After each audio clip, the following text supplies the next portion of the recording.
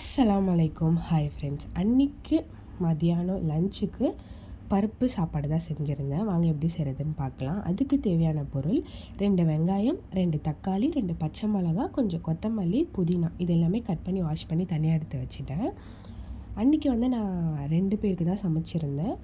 3/4 cup அரிசி, 1/4 cup பருப்பு, மொத்தம் சேர்த்து 1 கப்பு தான். அதுவுமே நான் தனியாக எடுத்து ஊற வச்சுட்டேன்.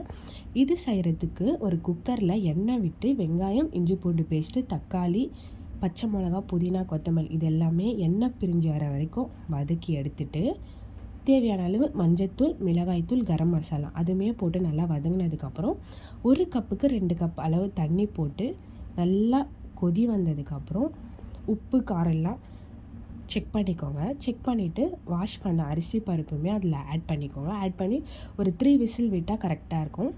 சைடில் பாத்திரமாக இருந்துச்சு, அதுவுமே வாஷ் பண்ணி நான் தனியாக எடுத்து வச்சுட்டேன். இதுக்கு சைட் டிஷ் என்ன சாப்பிட்லாம் அப்படின்னு சொல்லி யோசிச்சுட்டு இருக்கும்போது தான் அன்றைக்கி சிக்கன் கிரேவிங்ஸ் ரொம்ப இருந்துச்சு. சரி ஓகே சிக்கன் வாங்கிட்டு வாங்க 65 பண்ணி சாப்பிட்லாம் அப்படின்னு சொன்னேன். இவங்களும் என்ன பண்ணாங்க, சிக்கன் வாங்கிட்டு வந்தாங்க. அதுவுமே வாஷ் பண்ணி தனியாக மசாலா போட்டு வச்சுட்டேன். நான் எப்படி சிக்கனுக்கு மசாலா போடுவேன்னு பார்த்தீங்கன்னா, நான் வேறு எந்த மசாலுமே ஆட் பண்ண மாட்டேன். நம்ம வீட்டில் அரைக்கிற மிளகாய்த்தூள், மஞ்சள்தூள், உப்பு, இஞ்சி பூண்டு பேஸ்ட்டு, கொஞ்சோண்டு கார்ன்ஃப்ளவர், லைட்டாக கலருக்காக கலர் பவுடர் ஆட் பண்ணுவேன், அவ்வளோதான். மற்றபடி வேறு எந்த மசாலுமே நான் ஆட் பண்ண மாட்டேன். இதுவே நல்லாயிருக்கும். அதுவுமே மசாலா போட்டு மேரினேட் பண்ணி தனியாக எடுத்து வச்சுட்டேன்.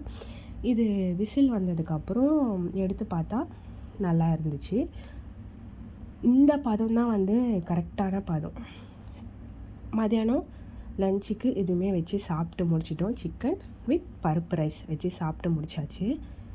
இந்த காம்பினேஷன் நல்லாயிருக்கும். இது ஸ்கூலுக்குமே லஞ்ச் பாக்ஸாக நீங்கள் கொடுத்து அனுப்பலாம். பசங்க நல்லா விரும்பி சாப்பிடுவாங்க. இந்த வீடியோ பிடிச்சிருந்தா லைக் பண்ணுங்கள், ஷேர் பண்ணுங்கள், கமெண்ட் பண்ணுங்கள். மறக்காமல் சப்ஸ்கிரைப் பண்ணி வச்சுக்கோங்க. நிறைய பேர் சப்ஸ்கிரைப் பண்ணாமல் வீடியோ பார்த்துட்ருக்கீங்க. சப்ஸ்கிரைப் பண்ணிவிட்டு பார்த்தா எனக்கும் கொஞ்சம் மோட்டிவேஷனாக இருக்கும். ஸோ சப்ஸ்கிரைப் பண்ணிவிட்டு வீடியோ பாருங்கள்.